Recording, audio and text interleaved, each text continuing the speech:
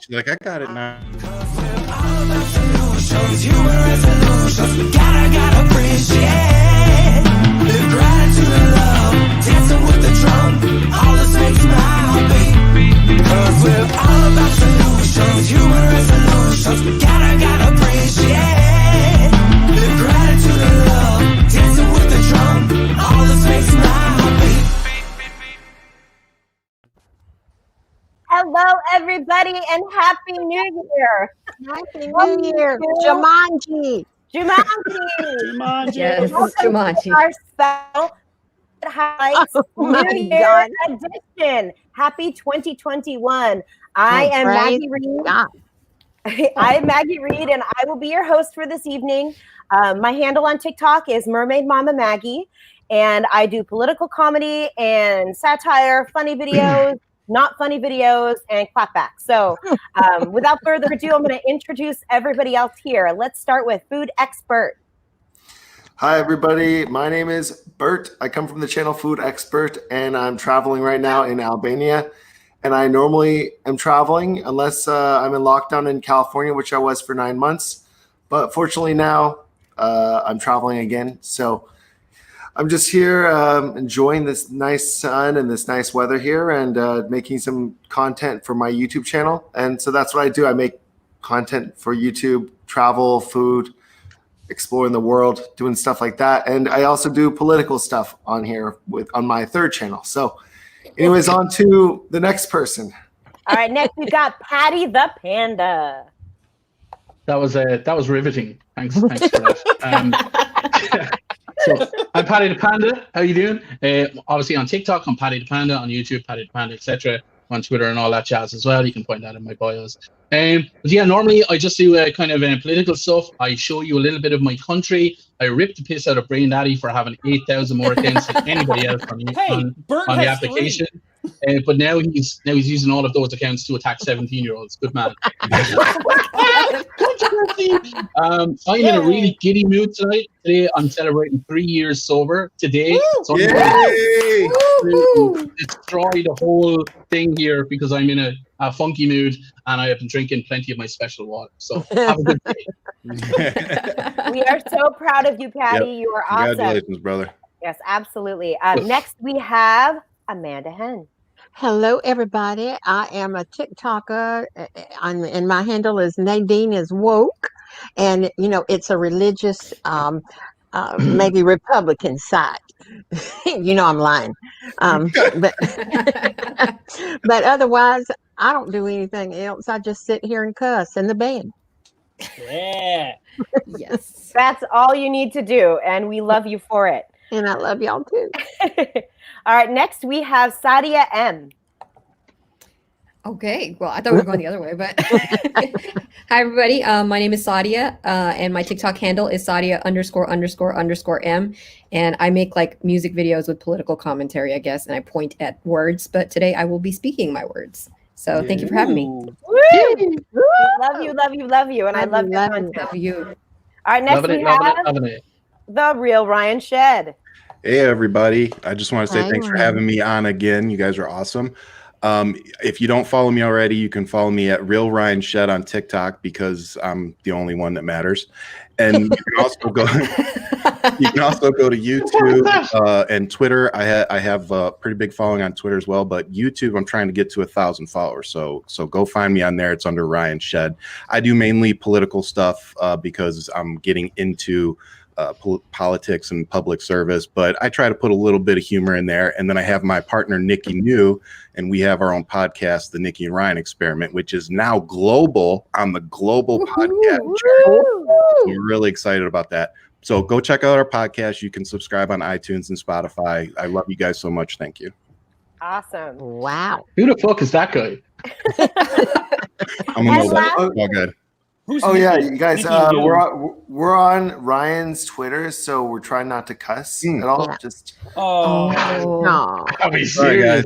Oh, I've been. what a buzzkill right now. All right, and last but not least, we have BrainDaddy YT. Oh, jeez Louise. Jesus God. Hi, yeah, I'm the BrainDaddy from BrainDaddy's 7th account.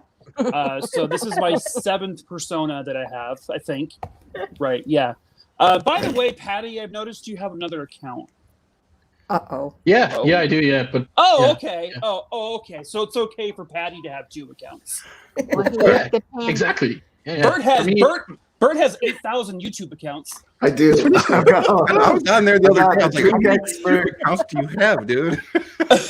I've got the Stream with Bert and the Drink Expert, and then I got the Food Expert, which has got 10,000 subscribers. So they're all building up. They're all different channels. They're like all connected to my main channel somehow. It's the matrix of food and drink. Okay, Food and drink administration. All right, we're going to jump right into it, guys. So, Happy New Year. It is 2021. And what a year we just survived. Oh, my God. I know, right? 2020 was an incredibly interesting year, really hard for, I think, a lot of people. But there were some interesting moments. And as far as politics go, I don't think 2020 disappointed. I think all of us had plenty of material to work with. Yep. So right now I'm going to show a clip. This is the longest clip we have, but this one is a kind of homage to all the politics of 2020. So enjoy. Ooh. Namaste.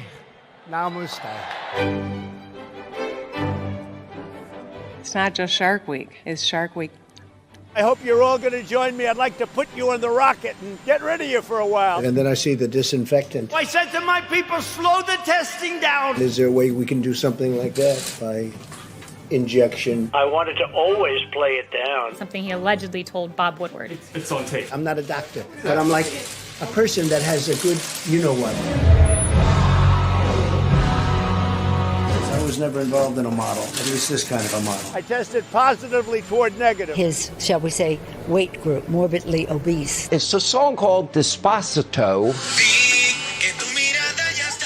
If you have a problem figuring out whether you're for me or Trump, and you ain't black. All men and women created by you know the thing. This is my little sister Valerie, and I'm Jill's husband. Let's not postpone and get out of the race. The president does read. Person, woman, man, camera, TV. They say, that's amazing. How did you do that? It's not the hardest task. There's a picture and it says, what's that? And it's an elephant. No. What metrics you will use to make that decision? The metrics right here. Did you ever go to the faucet? You turn on the faucet to wash your hands, and then dunk. I'm actually, I guess, the chief law enforcement officer of the country. We've had a lot of very good results, and we had some results that perhaps aren't so good. I don't know. Our opinion and our very intelligent opinion, rather quickly, maybe very quickly, and maybe slowly. Smart people know it. Stupid people may not know it. The numbers should skyrocket downward. The whole concept of the beach, it's a very interesting issue. It's a will man it and woman it. President Xi and the Chinese communist. This corrupt, and really it's like corrupt. Swoop in, you know that, sweeping tropical storm.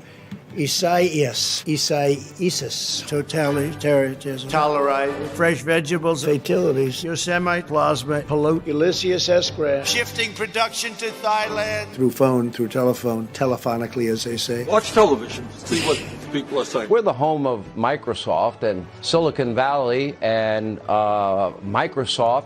Excuse me. You know, you're supposed to cough into your elbow. We are fighting Satan himself. No matter how hard you're working, there's always time to call mom. Have you been watching television? It is like rantings in Cran by somebody having an LSD trip. It's like they're coddling a 5-year-old whose pet turtle died. Like an obese turtle on his back. Without TiVo, television is useless. And I've been to France, it's beautiful. Croissant. How much longer is this going to go on? Enter your browser, enter Washington Post TikTok guy. Are you watching? I want football. Once it was reluctantly aroused. It was hard to get it aroused, and it is hard to get it aroused, but we got it aroused. You can kick their balls, but you can't touch them. The boyfriend is very nice. Racist dolls. Hairy ass crack. I don't talk about my ass. You could be short. Why should he get a box to stand on? Why? I take full responsibility. We had somebody apply for unemployment for Tupac Shakur here in Kentucky. We have a Kentuckian whose name is Tupac Shakur. Will you shut up, man? Listen, I just want to say hi, Bernie. Yeah, good. I don't know if you remember about 15 years ago when one of your jet skis got sunk. That was me and one of my kids. I figured I'd fess up to it now. No! Mr. Vice President, I'm speaking. I'm speaking. This happens with Senator Rand all the time. Congressman Louis Gohmert. What happened? What did I do? Ay, ay, ay. Is that your Bible? State Bible. I've gone down for inspection. It's bullshit. Can follow the guidelines Around. Wow, bullshit. You son of a. You just call me. You're acting like one. I kicked everybody's out. Excuse me. You changed attorneys. I fired him in jail. Michael. You know, we're all playing a very complicated game of chess or poker, but it's not checkers. How do you unify the... That's wet. Victory, victory, victory, victory, victory. How many fingers do I got up? A single witness. Doing ballots like this. They want to take your Second Amendment away. You have nobody guarding your potatoes. Suburban women, will you please like me? Bikers for Trump. A lot of tattoos. I love them. You feel you've got the momentum? Oh, there's no doubt about it. Mommy, take me home. The Biden crime family steal this election. Don't ever talk to the president that way. Where were we? The best is yet to come. Uh-oh. I got a pen mark. No. What's your problem? I like to obey the law. I cannot tell a lie. This man is crazy. People don't want that. They like a person like me that's not mean. Okay, I'll see you guys. Let's be outside. What happened? Oh, dear God. That was amazing. Okay, honestly, I watched that like 15 times. I thought that was like the funniest thing I've ever seen. I wanted to just kind of recap this year a little bit, guys. And I want to hear, what do you think was one of the most memorable moments that we had of 2020? It could be good, could be bad. There was plenty of both. But I want to hear from you guys about your thoughts of 2020. First off, that background track, repeating it over and over again, it's the same one as from Home Alone when they're trying to rush to the airport. So it's just like, respect. It totally gives me that feeling. I loved the part about it could be get aroused or it might not get aroused. It was like, what the hell? But Biden can't speak. Yeah. But Trump okay, so there was like five. Trump There was can like get 5 aroused. videos of Biden having issues, and about 50 of Trump and his moronic, sentences. So Absolutely, yes. yeah. That felt like the longest decade of our lives. It just, like when I was watching it, I was like, did that happen this year? It felt like it was 6 years ago. Oh my God, it felt like that was the whole presidency. Well, Just 1 year. Yeah. And you know that's not everything. No, not even close. That's just Not the even icing on the cake. Are we just talking politics in terms of of what the year was for us? Is that? Yeah, talk about anything about the year. I'm gonna tell you what messed with me over almost everything is the Kobe Bryant helicopter crash. If you're talking about 2020, that messed with me a lot. And I think it was because being a father, and having a daughter myself, and you just kind of put yourself in that situation, and I just feel so horrible for that family. And I see how a lot of people are coming around his wife and the family and trying to, not fill that gap, but just be supportive, and so I took a lot from that this year, and I tried. It's helped me try to find that balance of work and my family, because you just don't know. You could be on your way to a basketball tournament and that be it.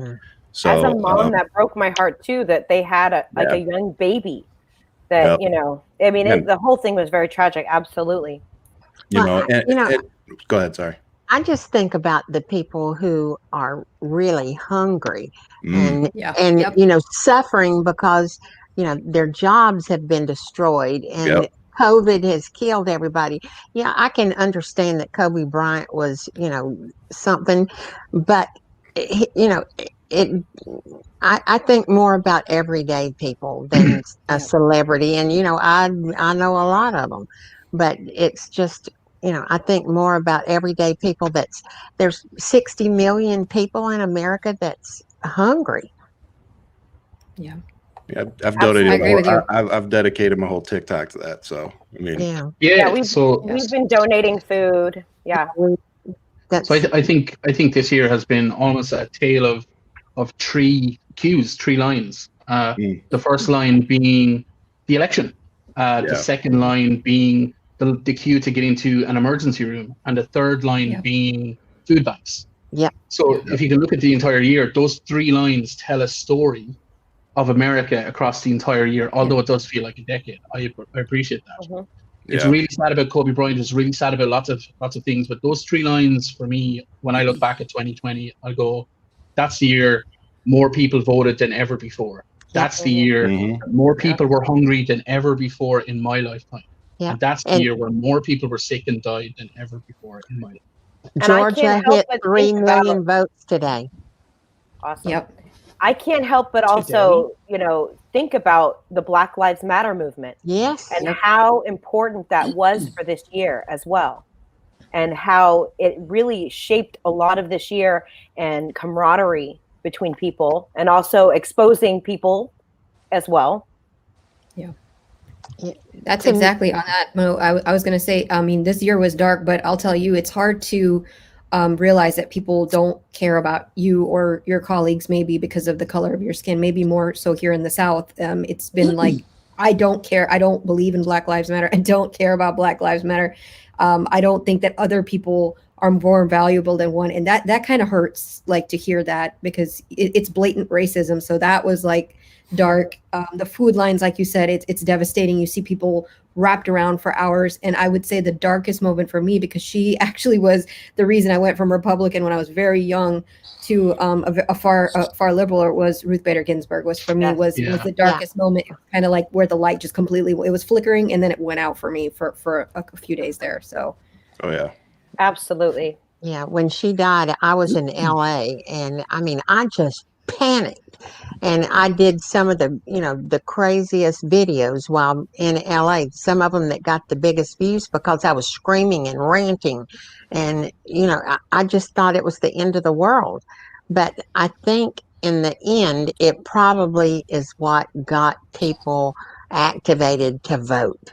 Once they saw that the courts are so important and what they can do with their lives, I think that's the reason a lot of people got out and voted, was Ruth Bader Ginsburg dying.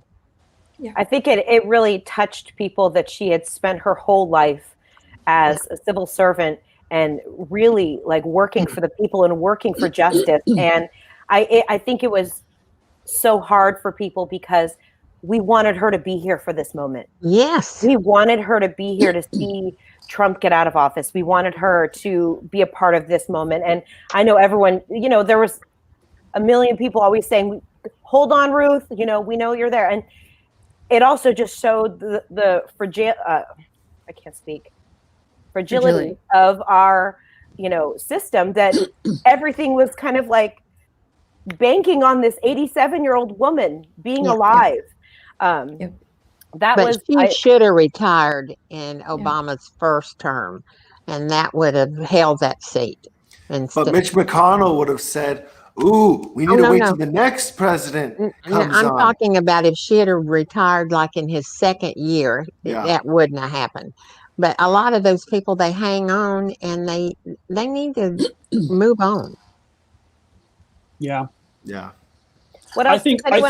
I think ultimately for me, the biggest thing, it kind of encapsulates everything, is how divided this country has truly always been, but we never truly knew it for sure. No, we never had validation of how divided we are as people than what Trump caused, what COVID caused, what Black Lives Matter caused, what Ruth Bader Ginsburg dying caused.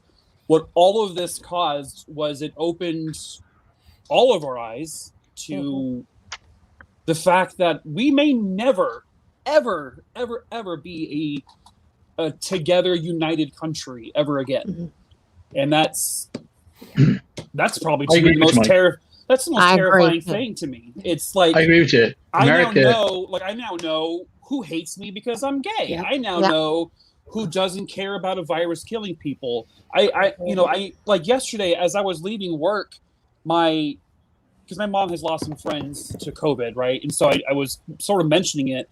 And then like my boss was like, well, did she really die of COVID? And I'm like, oh my God. Are you fucking kidding me right now? Really? Like, she died of COVID. COVID killed her. which is what spiraled me into my little angry rant I made when I got home from work yesterday. But it's just so asinine to me, the evil that exists out there that we never really knew about. But now it's out there, and how do we fix it? How do we come back from it? How do we work together ever again? Well, the good thing about it is I think COVID will take care of them because they don't think it's real and they don't wear masks. Right. Yeah. I mean, internationally, guys, looking at America, you know, for my entire life, all I've heard ever is, America's the greatest country in the world. And the reality is that the Donald Trump presidency, well, Donald Trump was a catalyst. He wasn't the cause, but you guys are actually the most fragile country on the planet. Yep. You really are. Like, you're the most fragile. If you look at it from an institution point of view, we've now discovered that your presidential election process is the most ambiguous, fragile thing in the history of the world. It's and there's loopholes left, right, and center, and it has caused so much anxiety for you as a people, than anything, I think, since 9/11. It's been really crazy. If you look at this, you know, different types of people in the US, you have people who hate everyone, Trump supporters, people like, as BrainDaddy was saying, now we know who the homophobes are, now we know who the racists are, now we know who the elite aristocratic assholes are. Pardon my language, sorry for your Twitter feed. But we know who those people are, but there's not one single solution been put forward yet. Correct. To bring us all together and to try and fix it. The only thing is education, but Joe Biden's not going to do that. But your country, globally, from a global perspective, we look at you and we're like, you're the most fragile country in the world right now. We look like COVID. Like, you know, we kind of look at us like, wow, that's a diseased country, you know, in a sense, to like everyone else. But we always have been. Right. But it's just, it hasn't never come to fruition really until now. Hello. I'm, being growing up in the South and the segregation times, I can tell you what it was like. It was this bad and worse. It's always been this way. One of the biggest issues, magnified. Yeah, and I think one of the biggest issues that we see is, damn it, fuck it. You made me lose it, Mike. Oh, sorry. I was going to piggyback on what Amanda said. You made me lose it. Why did you just curse? Like, that's terrible language, right? Whatever. Hi, Nikki. You guys, hold on. I'm going to pause real quick. We have Nikki New watching the show right now. Hi, Nikki New. Hi. Come on in. She said I was the queen of TikTok. We're sharing that title. Oh, my God. You're lucky. I definitely see that during this time, the veil has been taken off, man. Yeah. Everything's been exposed because this is a country where we push everything under the rug all the time. We are constantly like, we have problems and then we just try to forget about them and we put them off to the side. But Donald Trump really brought out the ugly. He really brought out the ugly and on so many times. He made it okay. He made it tolerable for like that side of people. I got it back. I got it back now. All Thanks, right, go Ryan. It's the freedom for me. One of the things I keep hearing from a lot of people is, well, I have the freedom to do this. I have the freedom not to wear a mask. I have the freedom to not care. I have the freedom to stand in a gas station and say the N-word repeatedly and think I'm not going to get hit in the face with a hot tea or whatever it was. Twisted tea. So this freedom thing, I think, is one of the biggest issues that we have in America, because what our definition of freedom and the Constitution and our interpretation of the Constitution on our side seems to be drastically different than on their side. And until we can bring those two things closer together, and bridge that gap, I think that this freedom issue that we have is going to continue to hurt us in the way that it has, but I agree with what all you guys are saying. Donald Trump has just shown us where our flaws are. I'll add on to this. I think, like what Paddy was saying, that Donald Trump has shown us how, fragile not just our country is, but the economy. You know, how fragile the American people are, where they are financially, and how out of touch our government is when you have Mitch McConnell look at everybody and say, if this $600 isn't enough for you, that maybe you need to reevaluate how you handle your finances. Like, dude, my friend in Jersey, he said that rent there is $2,400 a month. Yeah. What are you going to do with $600? You know, put some gas in your car and buy some groceries for the month? Right. Right. You're so right. I'm listening to people talk about $600, like, oh, give us our $600, and I'm like, why are you settling for $600? Yeah. In Ireland, so far, everyone's gotten $19,000. Everyone, 19,000, and you guys are like, just give us the 600. Just give us the 600. Because we're desperate. Like, and I know people are like, oh, well, it's always been this way, and this is the way it's going to be. Well, it's time. We are a generation who can change things. Yes. Like this generation is a generation who can change things more than any other generation in the history of your country. And two ways to start that process are as follows. You need to dismiss the electoral college and bring in ranked choice. Yes. You need to properly represent the people of America. If the Senate goes with say the Republicans in Georgia, the Republicans will represent 57 million more people. You know, it's crazy.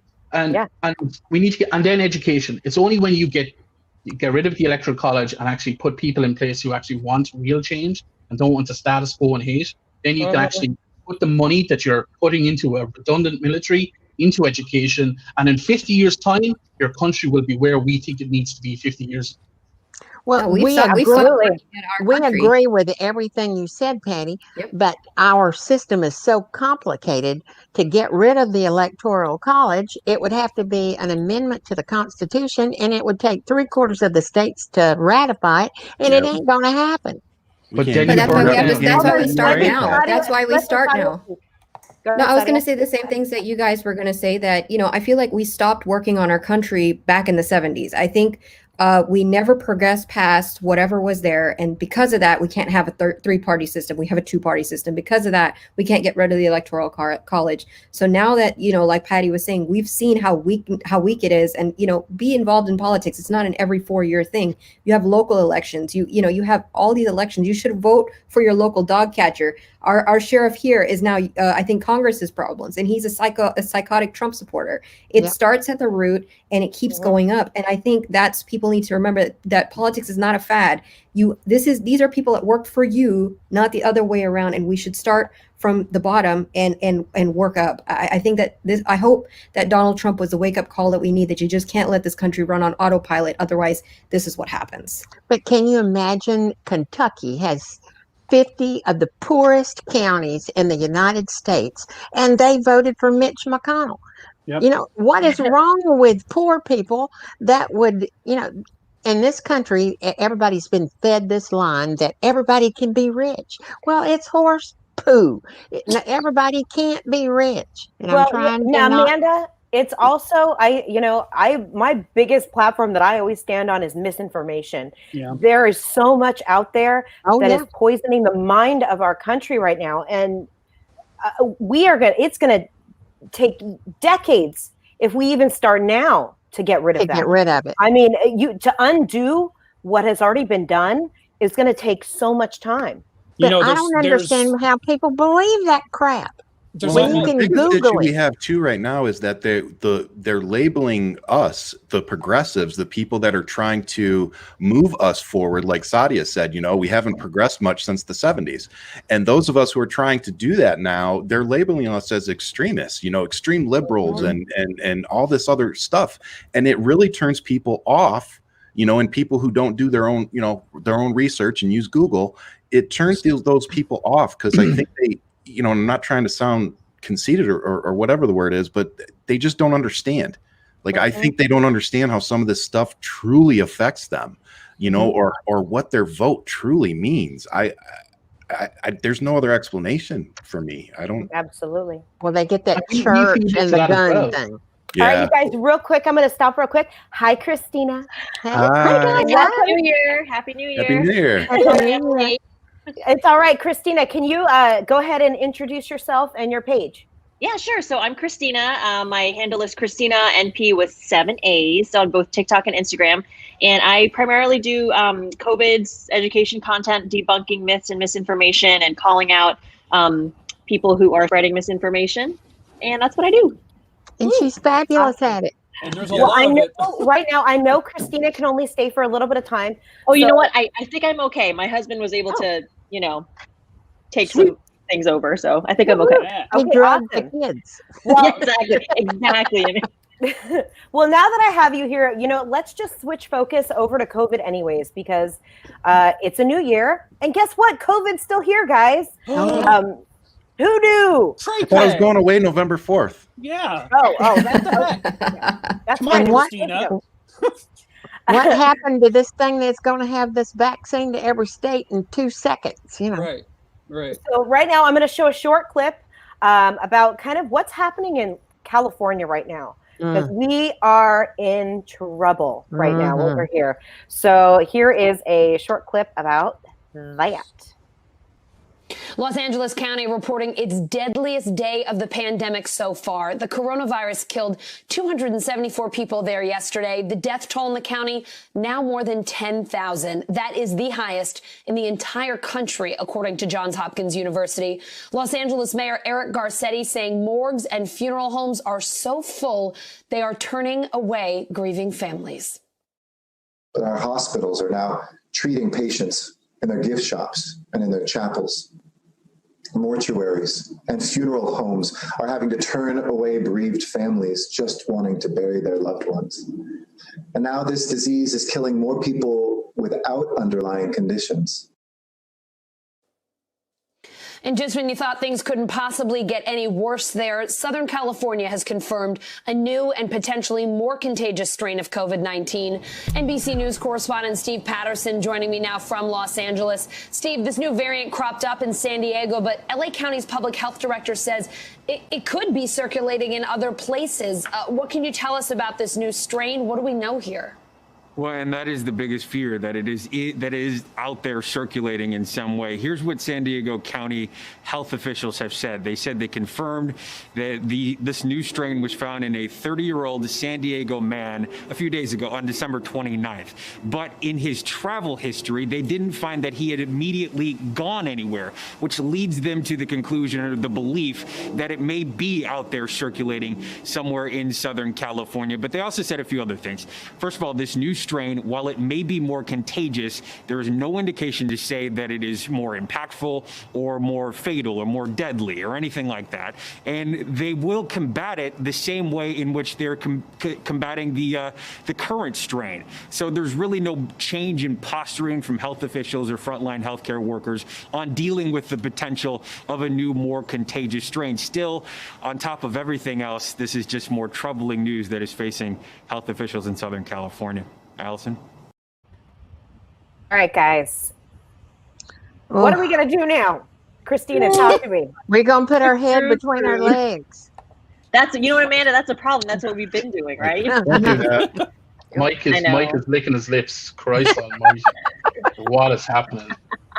I should say, this whole situation, I mean, everything has just been like mismanaged from day one. And like, it's unbelievable because like I'm in Boston, right? And like this is where we were in Boston in the spring in New York City. We were overwhelmed, like we were creating field hospitals, like it was bad. And I'm just like shocked that other states haven't learned their lesson from what like we already went through. It's like, and I think this is the problem is, all the states were left to their own devices. And each state was left to their own like testing, vaccine rollout, and like how they manage ventilators and resources. It's like, you can't do that. We let individual states manage it when this is like a virus that doesn't understand state borders or state lines. It's ridiculous. We had no national response to this virus. Yeah, so Christina, None. I wanted to ask you because I made a COVID video yesterday. I tagged you in it. It was my angry rant. But I got a lot of remarks of, well, it's not the president's, job to handle. He gave it to the states to handle COVID, as if to pass blame onto the states, the governors. I saw that tweet. Yeah, it's just like, how do you deal with it? Like, how do you?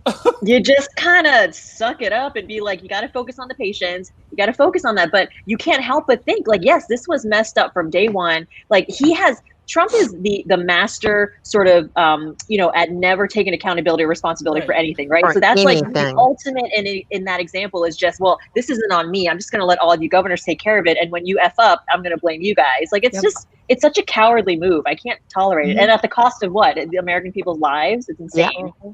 And it's going to get so much worse, right? I mean, we're projecting by April, like over 500,000 people die. Right. But honey, he turned on his son-in-law today, and he's blaming him for the COVID situation and him losing. Kushner? Yeah, he's turned on him today.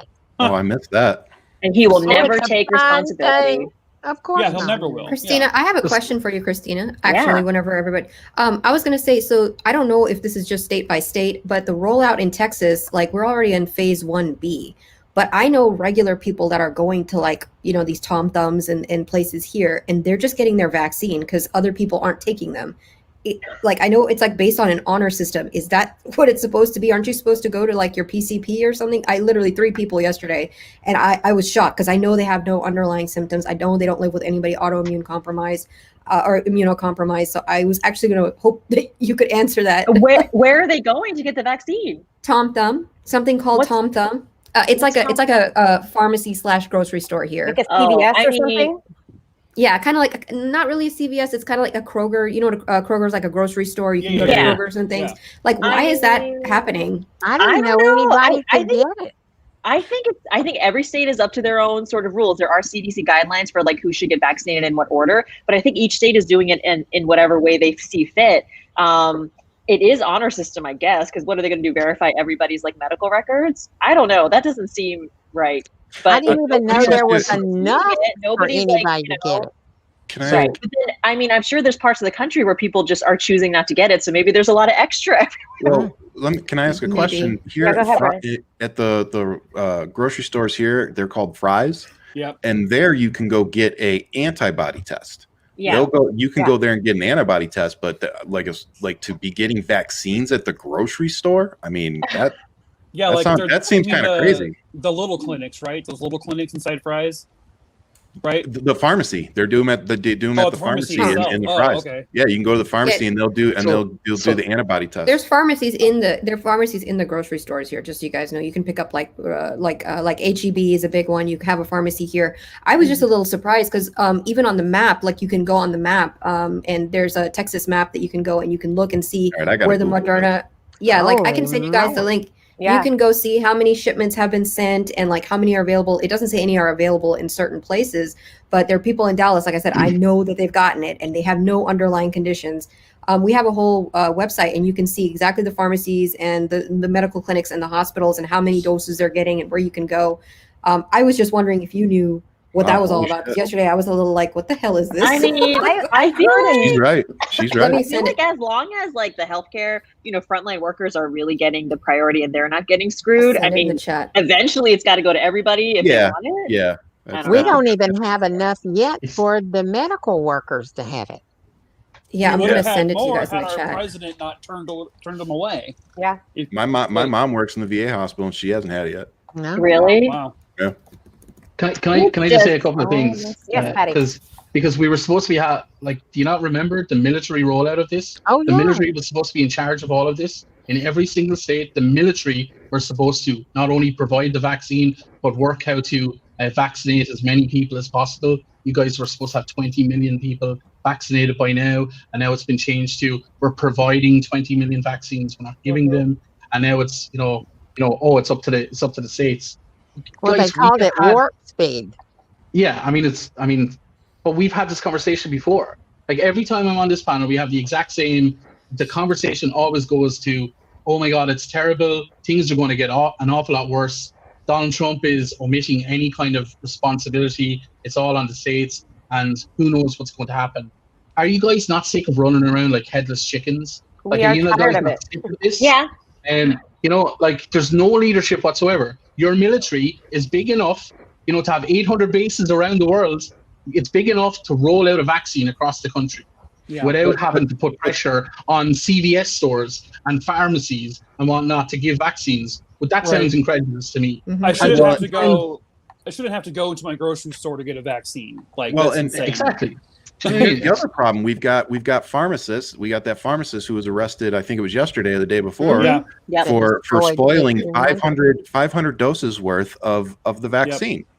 You know, so I mean, on purpose, and literally admitted that I knew what I was doing. I knew if I left it out, and I knew that I would be vaccinating people with a bad vaccine. So he knew that he was going to be vaccinating people and they were going to go out thinking they were vaccinated, conducting their lives as usual. But going out and probably spreading it because they're not actually vaccinated. He was arrested, right? That's how crazy. Yeah, this he was is. arrested. He was arrested. Okay, I was like, he was this arrested. episode of why This is people why you are shouldn't be giving terrible. these vaccines to grocery stores and pharmacies that probably don't have people that aren't vetted for this kind of stuff. Right. You know, like I'll say this, Patty. I think sending out the military the way you're talking about would scare the living hell out of like 70% of the country. You're right. But, tell you what, but we could definitely be doing it better than handing it to some pharmacies. But pharmacies your country do the needs flu vaccine here all the time. Your country needs. Sorry, guys, I have to interrupt. Your country needs the crap scared out of it. In Ireland, we have the new strain of the coronavirus. Our cases in 10 days have gone up 500% Oh my in God. 10 days. And that's what's going to happen in America. Your country needs the shit scared out of it. I am telling 100% you. But we're afraid of martial law too. But here we go. People still are scared of the vaccine. People are, I mean, and with that, I'm going to play the best TikTok of the week, brought to you by Christina, because seriously, it was the best thing that's ever happened. I'm going to show this clip right now, okay? Is there cash coming out somewhere? Vaccine side effect diary. Hello? Hey, Mr. Gates. That's what she said, right? Oh, you're breaking up. Can you... Hang on a sec. Hello? Yep. So much better. So much better. Okay, so anyway. Man, my DNA must be changing. I didn't think it would hurt that much. God, where are you? Are you there? My soul is gone. Transformation is complete. Best thing ever, right? Epic. Freaking love that video. Best thing ever. I love it.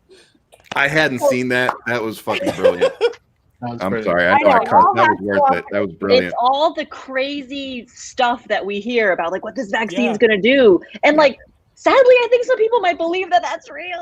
I was like, sign me up. Oh, they do. Honey, there's still I think that people looks cool. think vaccines cause autism. You're not, I mean, people have been thinking this crap for years. I mean, they're crazy. They're crazy. And there's a They're lot crazy. of liberals that think vaccine still causes it's not autism. just. Yeah, that's fair. No, It's it's not not just the some people. Republicans. No. Yeah, No, that Is is there's anybody more else liberals here? that think that than conservatives. Can That's I just ask probably the question? Because everything we're talking about, the same sentence keeps happening. This is the way it's always been since 1970 onwards. What are you waiting for?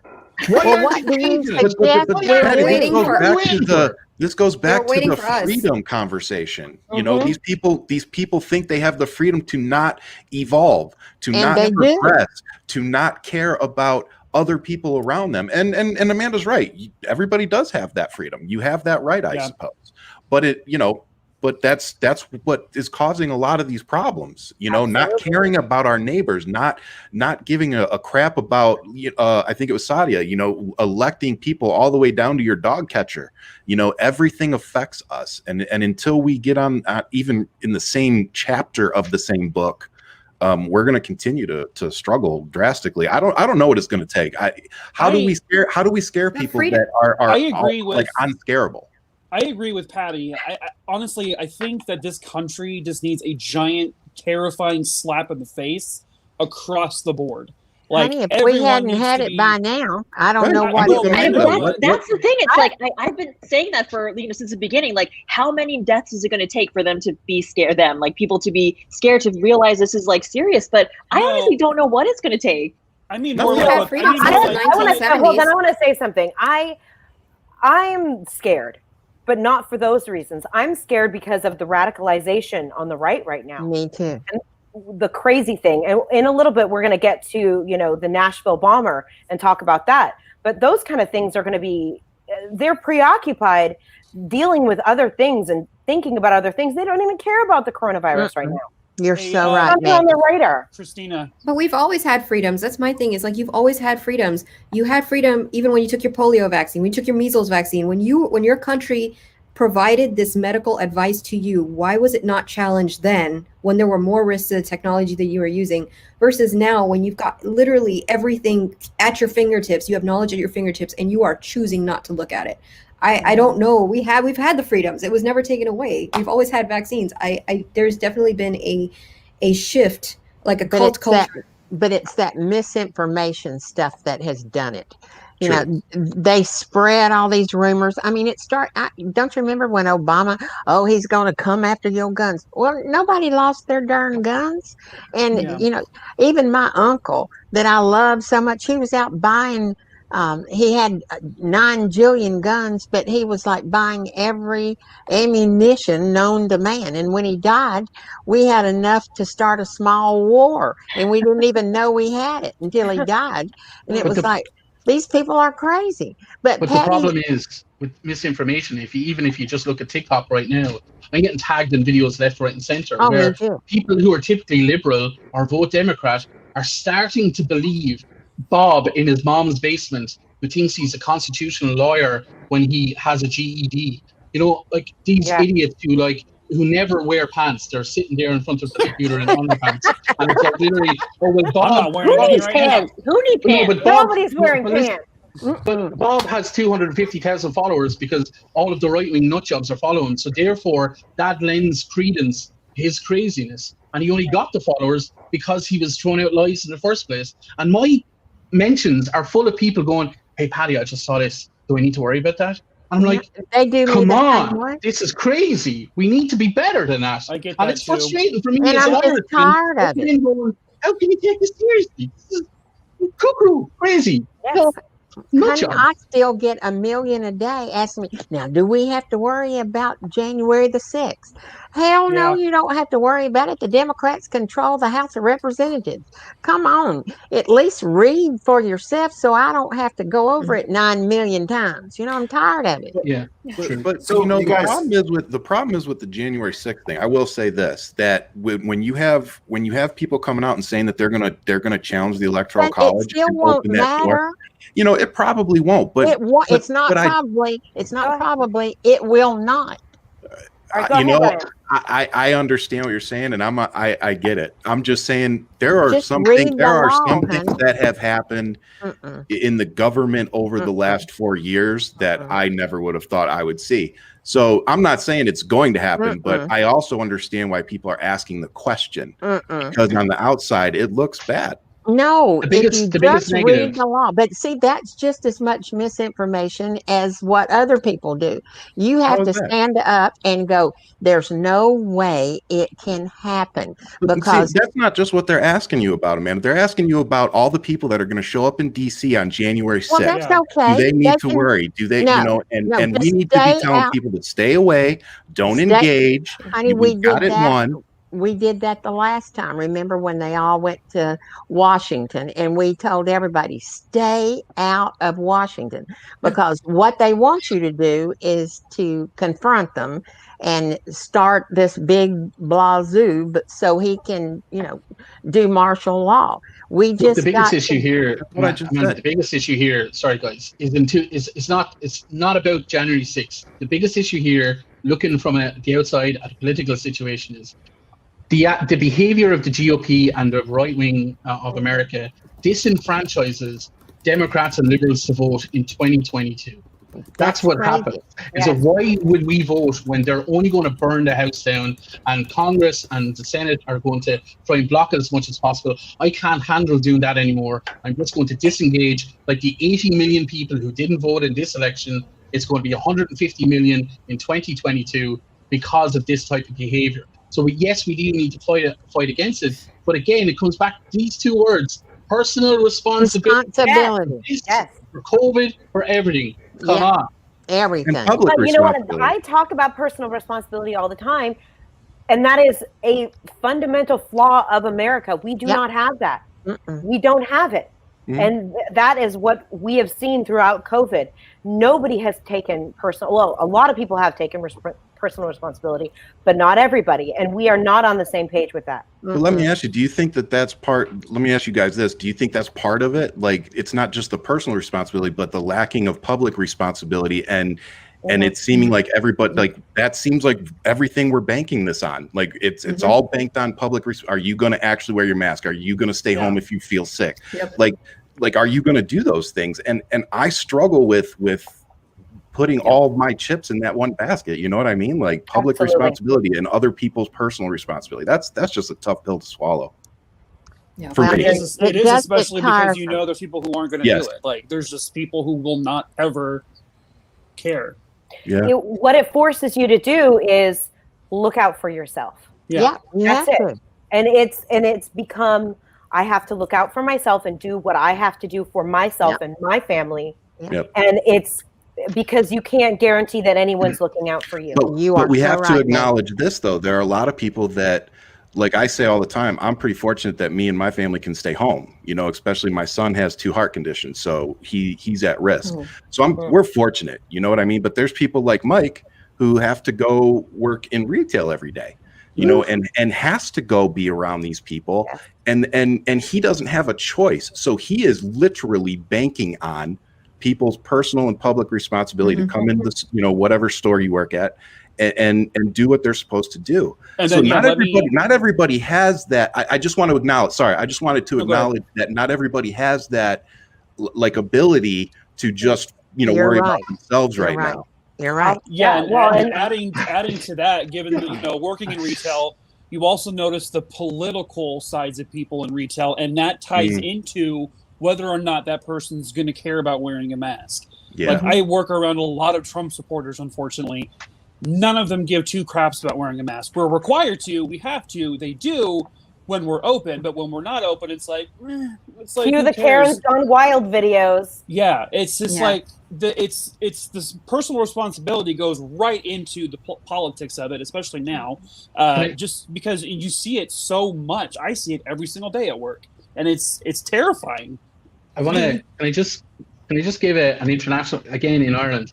Like we do have the personal response. We're in level 5 lockdown. Nobody can go anywhere really. You can't go beyond 3 kilometers from your house or 3 miles from your house. And we have all just done it. The streets are empty. The streets are completely empty. Why? Because we didn't give the people a COVID stimulus. We gave the people COVID relief. So that people who were doing the minimum wage jobs didn't need to sacrifice their lives to go out to work. They were taken care of. Joe Biden needs to turn around in his first week and say, we're giving you all $5,000 COVID relief. Not stimulus. But not Paddy, stimulus, he doesn't have the ability to do that. Well, if he has the Senate and Congress, he does. I mean, let me ask you, Amanda, do you think if we get the 2 seats in Georgia, do you think that could get through? I do. If we get those 2 seats. But he just can't, what I'm saying, on his own, he can't do it. Yeah. And I'm just saying that but that you guys gave the stock market $3 trillion this year, and nobody blinked an eyelid. We all screamed about it, Paddy. But when you have those crazy ass Republicans that, they gave over $1 trillion away. That's the reason our economy is in such disarray, is because they gave all the tax cuts to these rich people and corporations, and there ain't no money to give nobody else. They're true. We're in the hole, trillions of dollars. It's going to take 200 years to get out of this mess. Which I think that totally reinforces like what Maggie said, the whole like every man for himself mentality. And it totally discourages people to want to be kind of more caring, altruistic citizens. Like it all sort of perpetuates into itself, Yeah. It's awful. And I don't know what the answers are other than us just going out but there's so many crazy Republicans. If we go out in March, they're going to shoot us. Because we don't need to go out in March. You guys give $3 trillion to the stock market just to protect billionaires, but you won't give $1 trillion to the American people to protect 150,000 lives. That's what we've learned, that the American people This are. is America. The American people are not too big to fail. That's what I've learned through this. And you're They'll talk about budgets, but not for corporations. For corporations that get out of paying taxes anyways. Hold on, let's listen to Saadia for a second. Go ahead. No, same thing that Ryan and Paddy were going. That's something that gets me really lit is because when they sit there and they're talking about like, we don't have the budget for this. Did you ask about the budget for the military? No. Do you know where most of that money's going? No. Do you know about the corporations that are getting the trillions of dollars that on top of that, they don't, most of them, Walmart, Amazon, you name it, they don't even pay taxes. Why are they getting relief?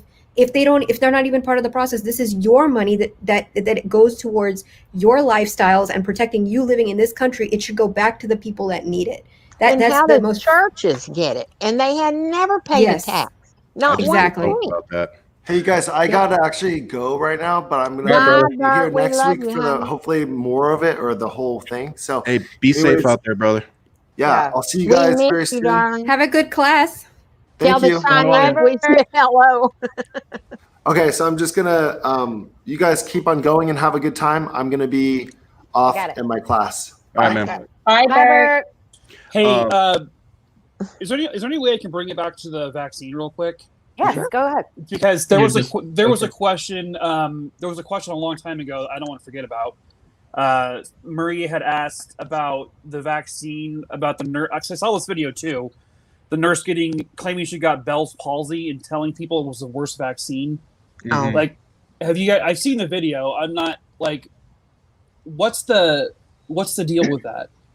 This is ridiculous. So right. Of course, like, first of all, obviously ridiculous. But the issue is that like Bell's palsy can happen to anybody for any reason, right? Yeah. And like the rate at which they saw it in the clinical trials was the exact same rate that we saw it in the general population. So when you're having a clinical trial of 40,000 people, of course you're going to see things happen that would be reflective of the general population. That's why you have that many people. So when you have one person reported to like pass out from the vaccine on camera, one person who gets Bell's palsy, it's like, come on, is it really? Oh, it's ridiculous that people just sensationalize these like singular events that happen when already how many people have been vaccinated and you're not seeing these like mass sort of problems happening. Because it's they insane, believe right? I had somebody that just commented on it. Did you not see that nurse that passed out? And she and now they say, and you know she died. And the reason you don't believe it is because you're not black. What? But because it's somebody posing as a black person. This is a Republican that's I don't know if y'all are getting it, but I am being inundated tonight. Oh yeah. I mean, they're attacking everything, but they can't take down the ones they want to do because they've already been taken down and put back up, so you can't do it again. I'm feuding with a 17-year-old right now, so screw it. But it's gonna be a long weekend. But Mike, are you sure that's legal? Let it go. But there's this thing, back in when polio vaccine came out, that black people were given a different vaccine and they were given shots instead of the sugar cubes, and they're suspicious of it. And then you have the Tuskegee situation where they were given gonorrhea. Like the history of Black Americans and sort of experimentation and like healthcare. I never will question a person of color in this country. No. Doubting and not trusting the healthcare system. No. But this is not, I mean, that is part of it, but this is beyond just people of color who aren't trusting the vaccine. Like these are just people who just want and they're preying on that. Yes, they are. Yeah, very using much it for their agenda. Yeah.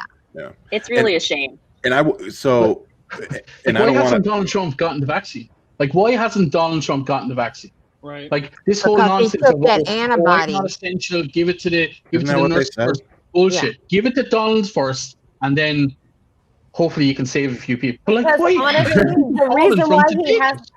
reason why he hasn't gotten is the same reason why he has never really told anyone to wear a mask. He doesn't care, and he wants to always be on that opposition. He is I swear he's there just to like cause trouble. That's all he does. That's all he's ever done. He's always doing the exact opposite of what he needs to be doing. He was not the man for this moment. He continues to not be the man for this moment. But he is who we deserved. I have to tell you. And yet because he got 5 million extra voters. yeah, but I'm going to tell you, when he got elected the first time, it was because Patty's right about a lot of things. We just sat back. We just sat back and we didn't care. And we thought, well, good will always win. And even as much as I love Michelle Obama, she was going, when they go high, when they go low, we go high. Oh, hell no. You know, when they go low, hell, you got to kick them in the butt. You know. But the games really, like Lindsey Graham this week for the first time in 4 years. Lindsey Graham, you know the guy who's so far in the closet he's in Narnia. He's the guy, right? But that was a good one. You know, but he for the first time in 4 years, the deficit. Oh, we got to protect the deficit. Oh, screw him! What the flipping hell is going on there? Like, you know, like in Europe, this stuff doesn't happen. In Europe, we don't care. We don't care how much we go into debt because we'll pay it off over time. It doesn't matter. Well, you raise the darn taxes. Well, no, we don't raise it. That's what we should do here. They're historically low. When Kennedy came into office, the highest tax rate was 70%, and now it's 26%. We have lowered the taxes on rich people. They don't pay any anyway. We need to eat the rich. We need to eat them. You need to tax corporations. You need to tax where there is the money. They made billions of dollars off a pandemic. Yeah, churches. I really don't care. Yes. No offense to anybody who's religious. I don't want to pay for your Sky Daddy house. I don't care to. It's not if that's a service. Yeah, if that's something that's a service you feel like you provide and you're getting paid to run the Sky Daddy house, then you get to pay taxes, not just on a personal level, but you got a building, you've got all this. Here you've got Joel Osteen, who didn't open up his mega church where the Rockets used to play. Okay, I graduated from it used to be the Compaq Center. He closed that thing down, locked the doors when the whole city was flooding, and he said, "Oh, it's flooded." Yeah, it was completely bone dry where he was at, and he paid no taxes. And people sit there and defend him. Oh, he's an author. And he's he got $4 million from PP. For what? 0.4 million. Yeah. So correct. What service do you provide? You don't even provide a service to your congregation. You're a jerk. So burn down the churches. Well, burn them down.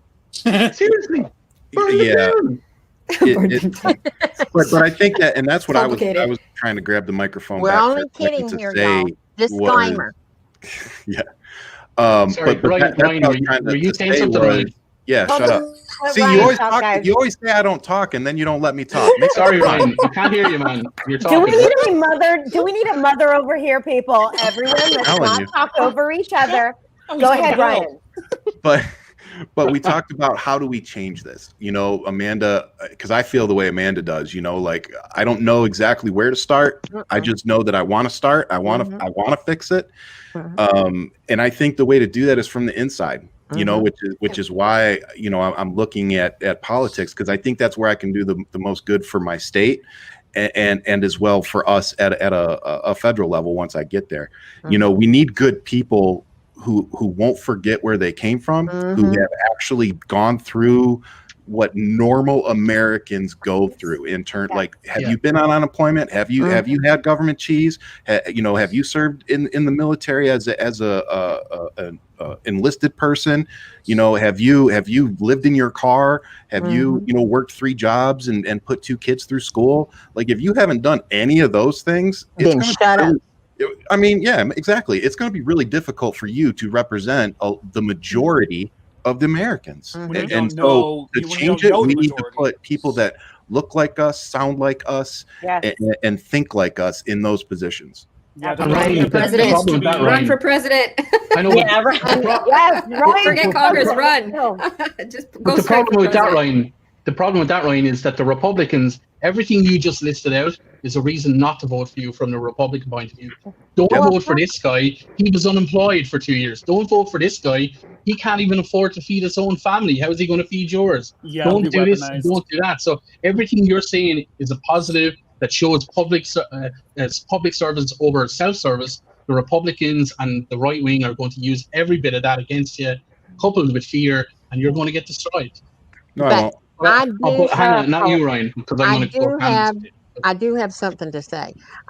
It's not going to change anything if we don't take the state houses, because we've got to take the state houses in order to do the voting things, where they draw the maps where who represents who, redistricting. Because until we take the state houses, you're just blowing smoke up a monkey's butt. And you know what, man? I'm gonna be honest with you. I wanted Ann Kirkpatrick's seat. She's who our representative. I was gonna go federal because I had the story. I had everything I needed. Yep. But honestly, what you just said has been weighing on me a lot the last few months, as I'm trying to figure out where I'm going to go. And I think I'm going to do that. I'm going to go for the state level for two reasons, what you just said. And also because I need to learn. I have a lot to learn. Well, we all do. And if I were younger, I would run myself. But, I'm 66 years old, and I want to support y'all younger people that can spend your lifetime doing it to make a big change, not some little incremental crap that we've all taken, for granted over all these years. Well, just accept this and we'll work on it later. I've heard that this time. Just take this little bit and be happy with that, and we'll work on changing the big bit. No. The $600 is a prime example of that. Yeah. Just take the $600 and we'll work on getting you guys relief Screw later. that bullshit. And I'm not going to lie, I'd love to go over, and I'd love to go over and run. Sorry, I'd love to go over and run, but unfortunately, on your scale, I'm a communist. Like, I'm an absolute hardcore communist on your scale. Even though I'm a centrist, I'm a communist. The IRA. When you were saying, well, just go bomb the place, I was like, oh, be nice. I never said the word bomb. I said burn it down. It's very different. Huge difference. Okay, Nashville was just a week ago. I never said. Yeah. All right. So you guys, I have a clip about the stimulus. Do you want to watch it or not? Yes, go. Yeah, sure. Go for it. All right. We're going to do it because I want to talk about this, because this is, we touched on it, but this was a huge thing that stressed out a ton of people right before Christmas, and it really ticked me off. So, of getting $2,000 stimulus checks are quickly evaporating. Senate Majority Leader Mitch McConnell refuses to allow the Senate to vote just on the expanded checks. He has bundled the issue with two unrelated measures. The Senate is not going to split apart the three issues that President Trump linked together just because Democrats are afraid to address two of them. The Senate's not going to be bullied into rushing out more borrowed money into the hands of Democrat rich friends who don't need the help. Democrats who have already passed the measure in the House are blaming McConnell for that stalemate. The Democrats and Republicans in the House have passed that legislation. Who is holding up that distribution to the American people? Mitch McConnell and the Senate Republicans. All right. Oh, I hate that turtle man. God, he's the worst. Does he know how to open his mouth when he talks? He's like, right here, like, ugh, I hate him so much. Is that you? So yeah, I was channeling it. I think you saw it on my Instagram, but Amanda probably didn't. You'll like this one. So it was a meme that said, yeah, sure, sex feels good, but have you ever fantasized about beating the crap out of Mitch McConnell? Yeah, I saw that. I saw that on your Facebook. It was great. I laughed. I love that one. Yeah, I haven't seen that one, but I do follow you on Instagram. Yeah, that one was funny. I myself made a couple of videos about Mitch McConnell this week. Don't worry, I won't use the language that I use in my videos. Oh, honey, I did one because of Ryan's Twitter. Yeah. But it was something to do with see you next Tuesday. But okay, but just here's a promo. I've been practicing my Mitch voice all week, so my God, he's gonna make a debut this week. No, not now. Oh, we don't get it yet. Oh, you don't get it. You gotta wait say for that and then not give like a little. Just tape. like the stimulus, you gotta wait for it. Okay?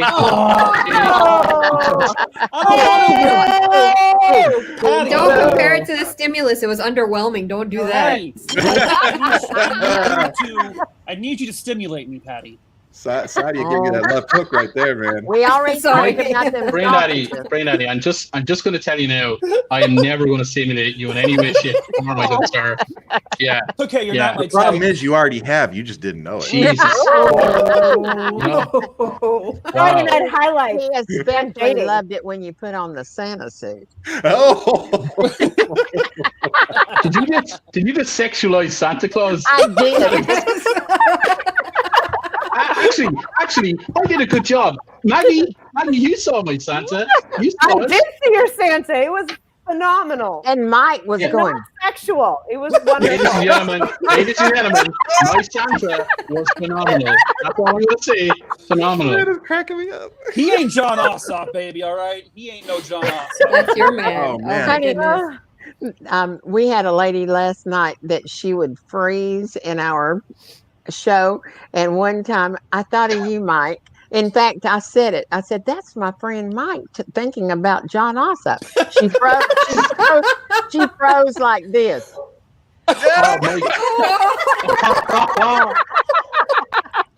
Mike, did you see the comment? Insert. Did you see the comment, Mike? Yeah, no. I'm not your type because I'm not under 18. What? I didn't see it. It's Well, I'm not doing it again. Oh man. I put it up there. Oh, come on. Boom. I'm going to hide that one away, okay? This is where the show goes off the rails. This is it. All right, so back to the stimulus check, people. I thought we were talking about stimulus. You guys have gotten sassy. Keep up, Maggie. Keep up. I'm not. Lads, can we all calm down? Don't forget, Ryan's Twitter is very sensitive tonight. We're not allowed to say anything naughty. I'm gonna go on there right now. It's probably already taken down. I don't even know how to get on Twitter. I've worked a year and a half on my Twitter platform. So if I lost it, I would cry. Twitter, it is really hard to get followers on Twitter. It's not like TikTok. It is. Honey, Bert started one for me, and we had like 2,000 followers in like 10 days. Okay, well, I'm not you. Wow. He posted my Bert's video. How does he have time to do everything? You're better looking than me. No, when does he have time? He's sitting on his arse in Albania. He's just nothing over there.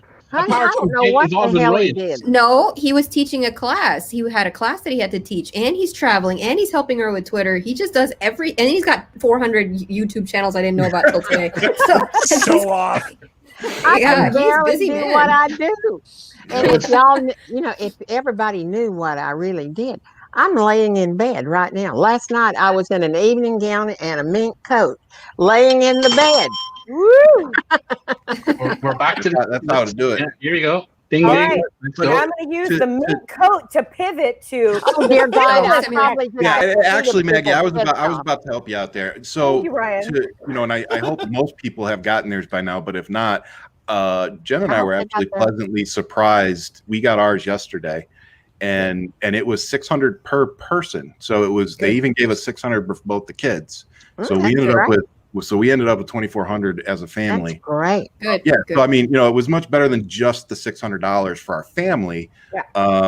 But I mean, that doesn't take away from what Paddy's been saying. It's still nothing. But I hope everybody out there, is getting, some type of relief and starting to get their money if you haven't gotten it yet. And hopefully that gives you a little hope. My family got it, so it's coming. So I'm still waiting. And Ryan, sorry, go ahead. Can I just add, the way I keep going on about the stimulus and keep going on about, COVID relief and stuff like that, just to be very clear, I don't qualify because I can still work from home and I still make my we don't qualify money every single week. It doesn't bother me. So I'm not fighting for my own gain. I'm literally, again, it's down to this kind of personal responsibility and community responsibility. It's like, okay, well, yeah, I'm fine, but everybody else is not. So let's keep fighting for them. And in America, it's like, well, I'm fine, so I'll see you there. And that's I agree. Nail on the head right there, brother. See you later. It's frustrating when they think it's only just because you're a liberal, you're fighting for it because you want your free check. And I have to hold my tongue. I'm like, I have 2 businesses. Yeah, not all of us we don't qualify for it. Yeah, that doesn't mean that you can't stand up for the right thing to do for the money that you paid. I don't know about you, Amanda, but I paid hella taxes. I was about to cuss, but I stopped. Brian, good for you. I paid a lot of taxes. Yeah. If I could, I would love to be able to say, I want that money not to go to a new jet for the military. We're not really like flying over places. I would like for families to be fed. I would like for them to not worry about where their house payment is coming from. I just don't understand why it has to be a selfish. Just because I want it, I get it. Not everybody thinks like that. No, that's been my biggest frustration with all of this. Yeah, I mean, I don't have kids, but I'm like, Jesus Christ, these families with kids who aren't being able to feed their children what they need to be fed. They can't, they can't give them the clothing the kids need. Like, it's insane to me that people aren't going, oh my God, this family isn't being taken care of. And not only have they not been taken care of, but right before the holidays, I think this was the biggest thing for me, is that my heart. It was like Donald Trump was just, on a Twitter rampage, acting like some hero complex here, and holding this up for people. And he was mad at Mitch because Mitch congratulated Joe Biden. That was all it was about. But the thing is, you think that's it? That's all it was about. And that's the reason he came out for the 2000, because he knew that would get it down. Yeah, he would turn it down. I agree. And that was all it was about. He never wanted to give anybody $2,000. He couldn't give a flip about anybody. Yeah, it was not about the Yeah. Well, yeah. Don't forget the fact that he wants to give that to his base and then ask his base to volunteer that back to him. Like, let's not forget that. But that's what he's thought really. Yeah, as he's sending them out, we need more money. He sends them out 20 emails a day saying, "Oh, without you, we can't overturn this corruption, even though it's never going to happen." And he's made 17 million quid since the election. Yep. What the hell? This is all Obama's fault. Thanks, Obama. Right. Of course. Thanks, Obama. Because he wore that beige suit. It's all went downhill after that. I do think about if Obama had never, roasted him at the correspondence dinner. Yep. It was any pretty of this good, would have though. ever come to fruition. I did a TikTok on it once, and it was like, what if we get that time? And I wonder that, because Donald Trump is so petty. I wonder if it was like that moment he was like, I'm doing it. But now. Donald Trump was like already doing the birther thing way before then. Mm-hmm. Oh, for sure. Yeah. All right, so let's move on. I want to quickly just talk about, I don't know if I have time to show the clip, but I want to talk about the bombing that happened in Nashville. Yeah. What I think is disturbing to me right now is that, this man is not even being kind of talked about as a domestic terrorist. Because he's white. Yes. And a Trump supporter. Yes. And supposedly a Christian.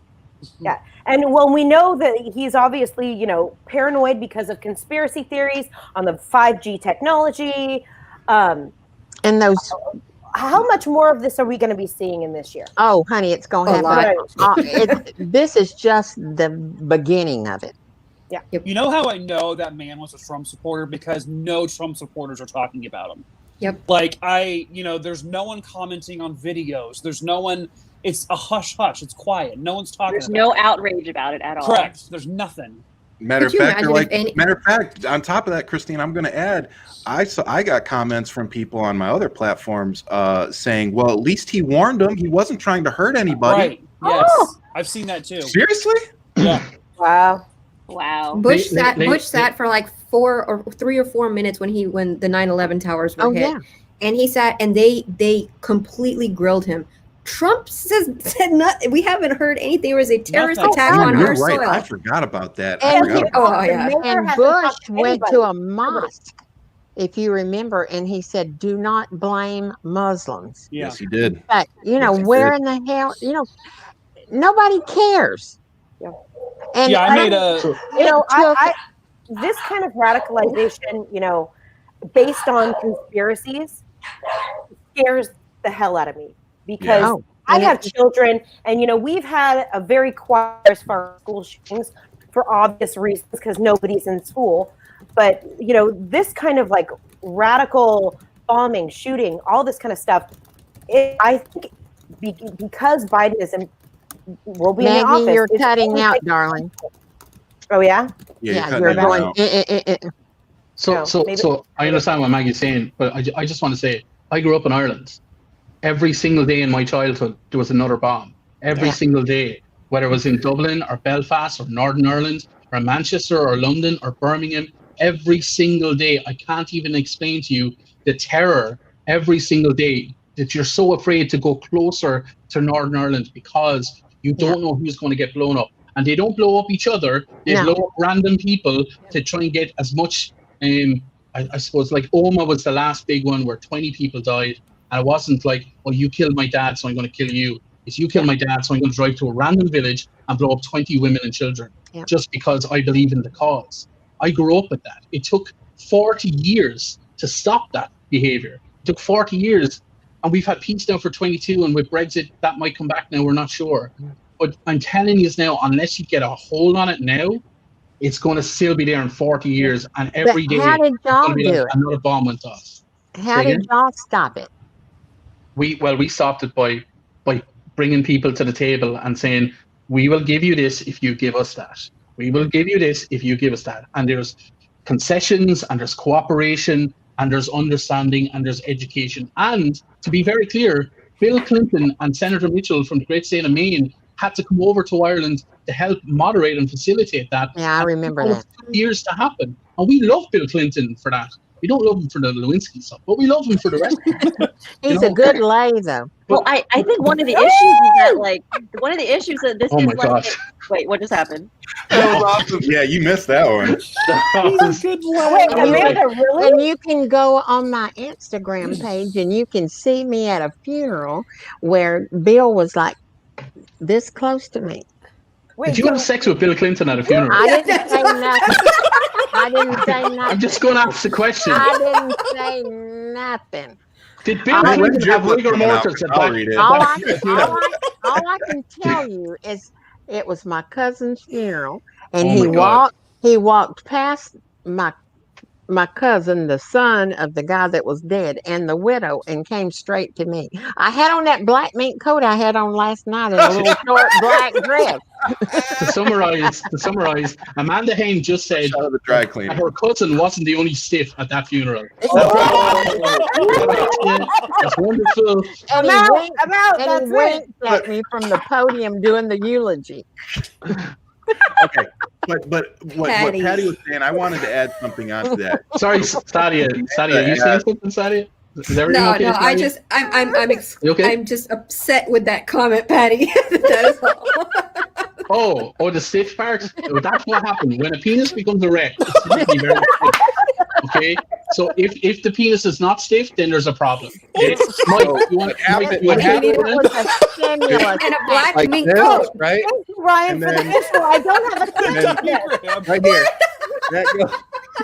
So where does the mink some coat of us go? are visual learners. I still got it. It's in the closet. Wait, okay, hold on, you guys. I'm going to play the penis clip. I kept it evidence. Use the penis clip. I kept it like what's her name's blue dress. Oh, Monica Lewinsky. Monica?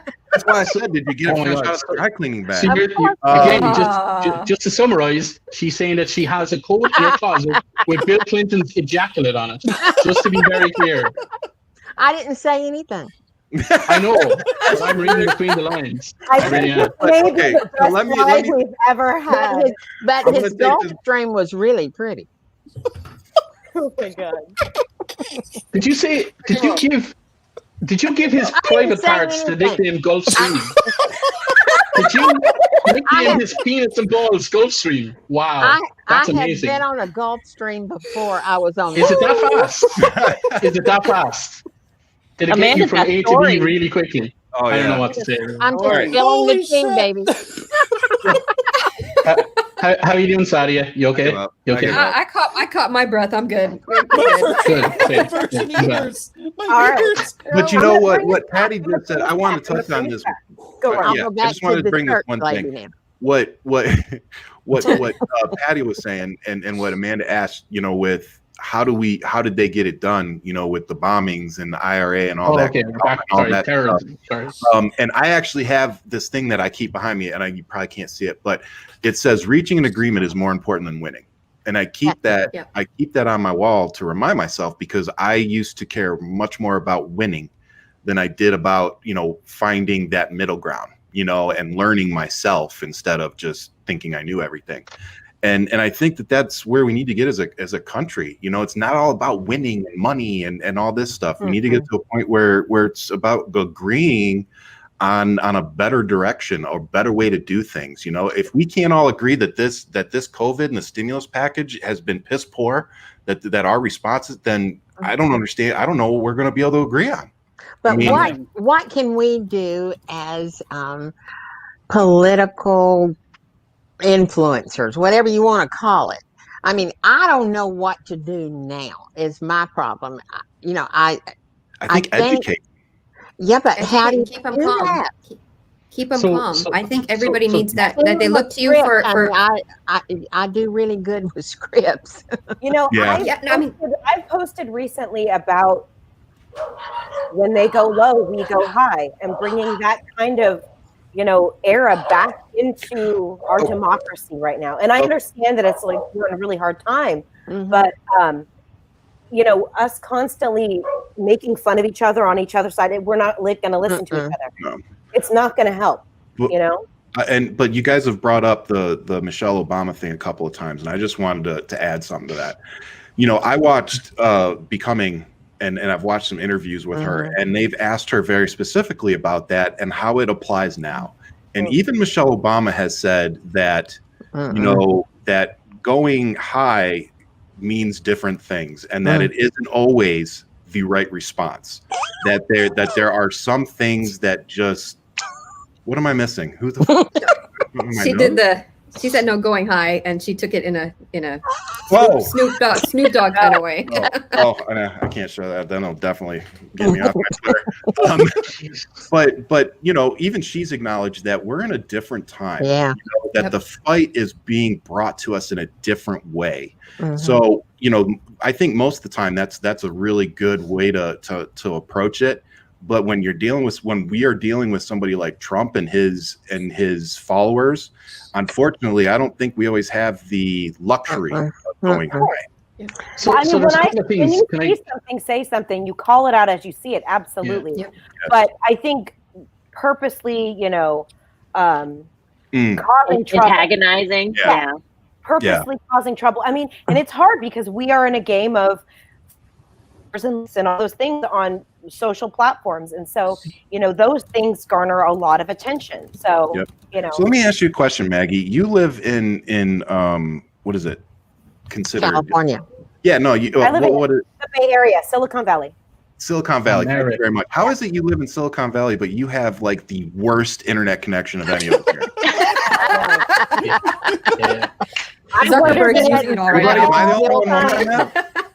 It's probably because it's like all around me. It's literally it's too much. I say this all the time. Too much internet.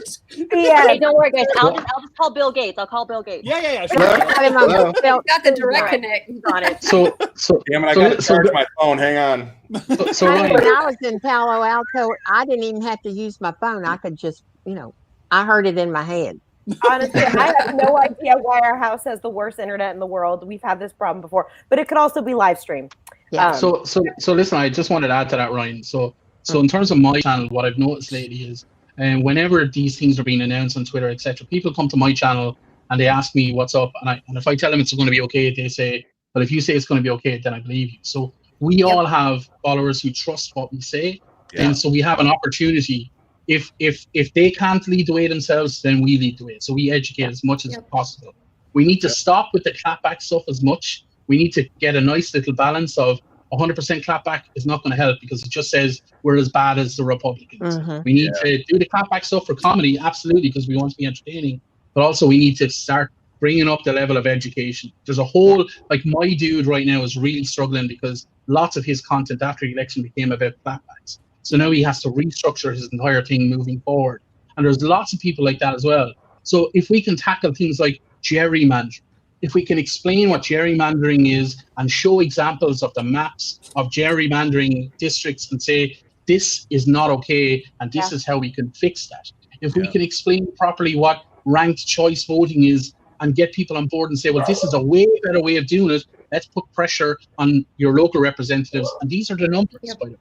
And yes, we're going to have to spoon feed it a little bit, but they trust us. I have 140,000 people following me, and unfortunately, and I'm not trying to be pervasive here, but I know more about your constitution and your process than almost all of them, and that's not okay. That's really not okay. And I live 3,500 miles away. So if I can do that, all of you can. Well, maybe not BrainDaddy, but all of you can do that. You know what I mean? Can y'all just make really good content, and then I can duet you? Well, I like all the nurses and the doctors that are doing all the vaccines right now, and you guys are giving daily updates. I'm literally sending it to every anti-vaxxer or anybody who's hesitant. Like Christina, I sent yours. I knew that video when she started playing it, but I am sending all of the like, this is my 1 hour, this is my 2 hours after, and it's building that trust, because that's what social media is for, is to take that computer element out and create a relationship between you and the viewer. So, I think it's great, especially for the medical community right now, when there's so much doubt, that it's easy for me to just send it and be like, look, follow this person. They're going to tell you every day how they feel. Yeah. Lately, and it's not enough anymore. Because I can't be the expert on everything. But it's not enough anymore for all of us, and we all do it, that we come across that one video and we do a stitch and we say, oh, she's an idiot or he's an idiot. Oh, I don't do that kind of crap. They haven't got any front teeth or whatever. That's not enough anymore. If we're going to call somebody out and say they're an idiot because A, B, C, D, and E, and Christina does it like a champion. Like, I'm surprised she hasn't been slapping back there now in her comments live on this, because she does it so well. She's like, anyway, that's what she does. And that's the reason I'm asking y'all to do it, because I can't do that stuff. And you know what? If we all get a little bit more boring, then that's a sacrifice we have to make. Yeah, I've been like my content lately has been a lot of clapbacks, and I don't know why all of this, because I went a long time without doing any comment responses, any clapbacks, and all of a sudden I've been like goaded back into it. And I think it's because I don't know if there's just stuff I don't like. Is there things that I need to be educating people on? I mean, obviously there is, but maybe I don't know if it's like running out of material or what. But yeah, the clapback things definitely needs to stop as frequently, and it's a trend. And I want to stop talking about Trump. I mean, I'm so sick of him. I don't want to give him any space in my head or on my platform. I do want to educate from because I'm more of a. I know, Paddy, you're going to make fun of this, but I'm more of like the everyman approach to politics. I'm not super politically educated, but. Why are you going crazy, Christina? Because I just love you too. You guys are cute. Oh. hey, Mike. Great talk, Mike. You should turn that into a TED talk.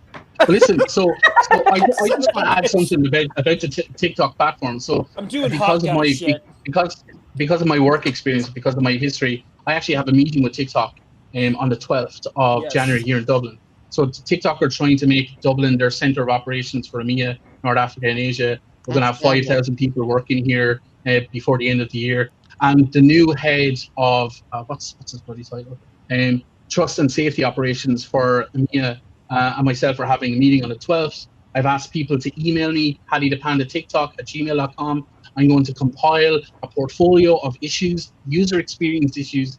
I'm going to bring it to somebody who can actually do something and report back in a user experience type of way, rather than, well, let's report this nonsense. I'm going to put it in the hands of the people that matter.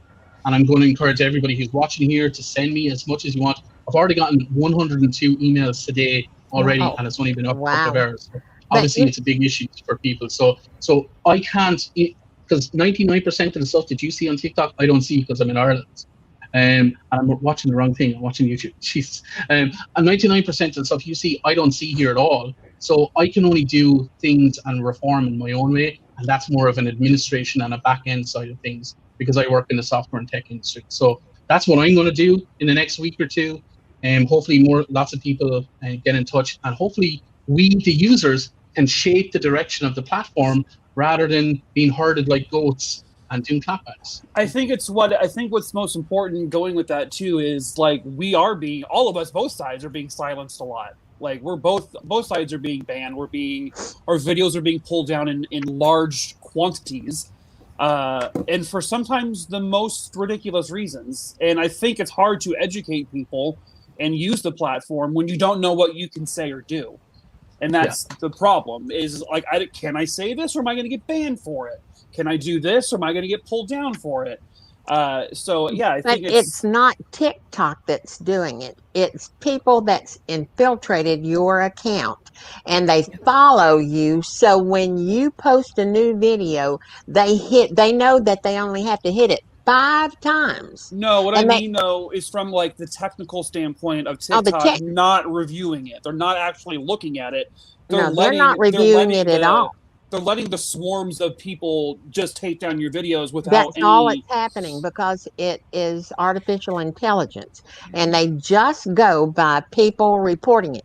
When you see a video from me and it's reported for nudity, dear God, I don't even look at myself in the mirror. I certainly wouldn't make anybody else look at me.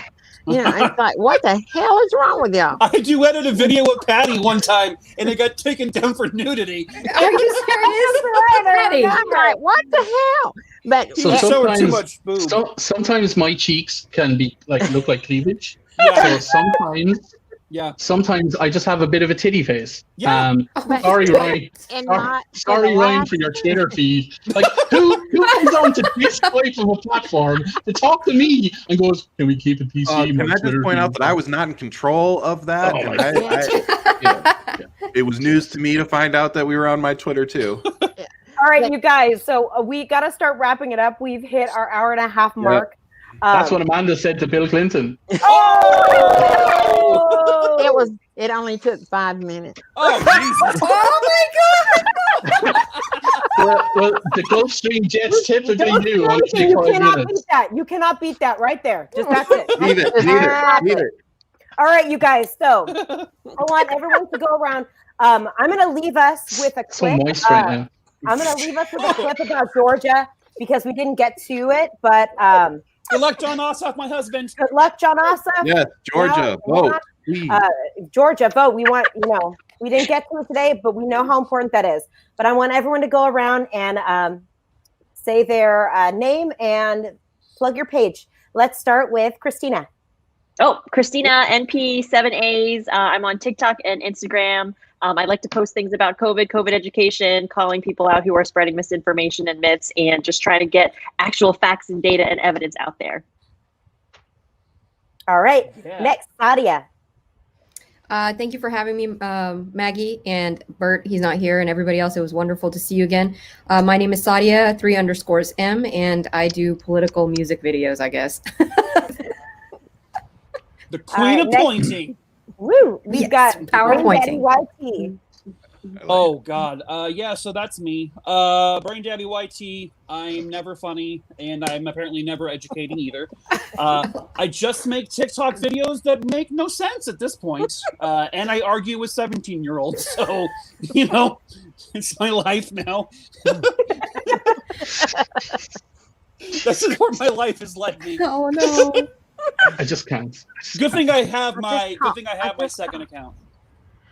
You better get a third. And the third account. Next we've got Ryan Shead. Hey guys, again, thanks for having me as well. It was good to see all of you guys. You can find me under Ryan Shead on pretty much everything. You can also go Google me and all my stuff comes up.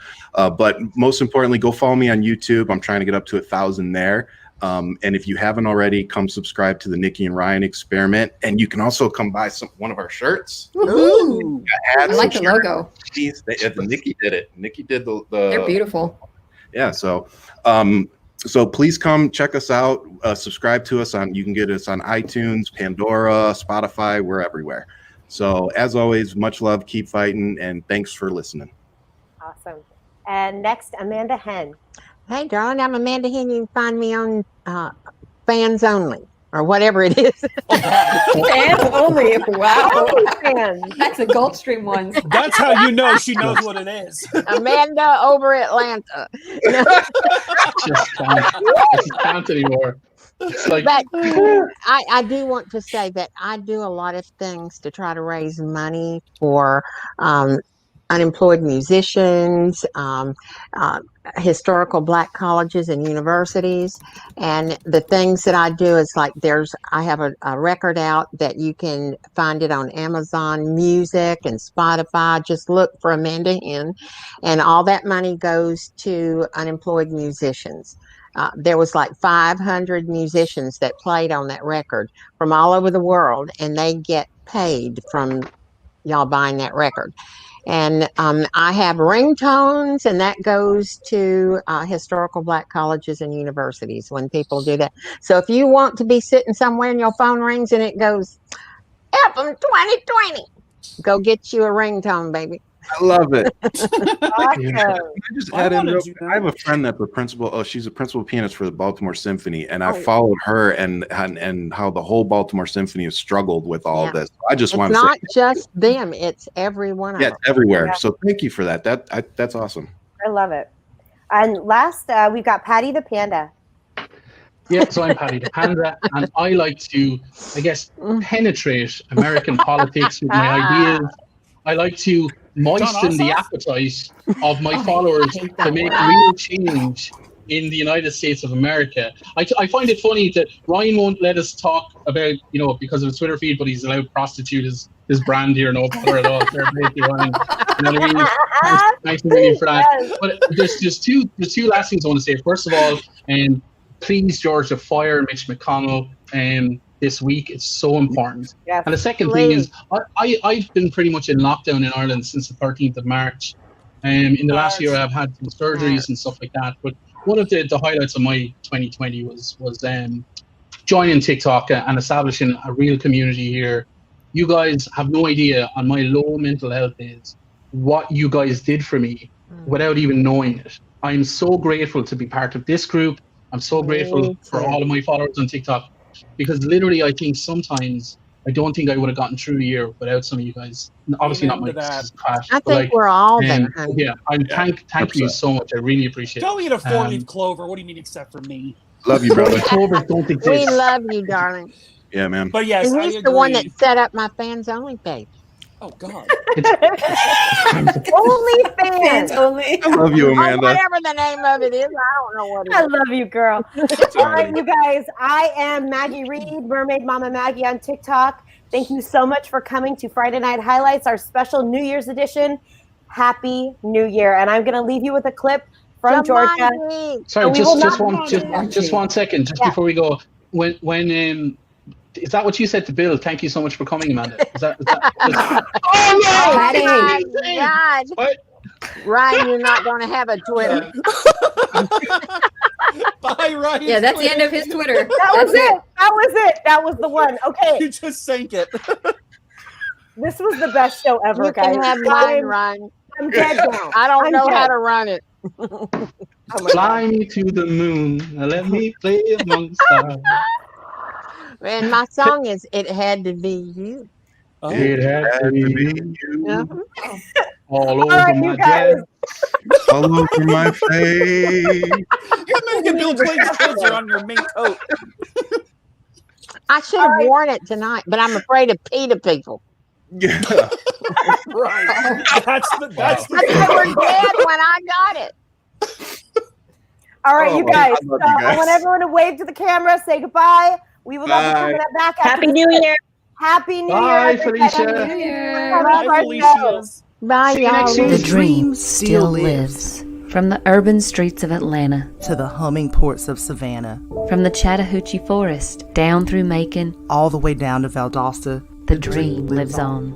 The dream of a Georgia where we are stronger together, where we can all grow and build and prosper. And be proud of the intertwining of our communities. Where we help our neighbors and mourn our losses. We still believe that hope is far more powerful than hate. Georgia just voted out the politics of hate, bigotry, and anger. And chose the clear path for better lives for all Georgians. Not just the filthy rich, not just the privileged few. For whom party matters more than Providence. No. The dream is very much alive in Georgia. Because an outstretched hand is always better than a clenched fist. Believe in the dream. Use your vote on January 5th. For Georgia. For America. The Lincoln Project is responsible.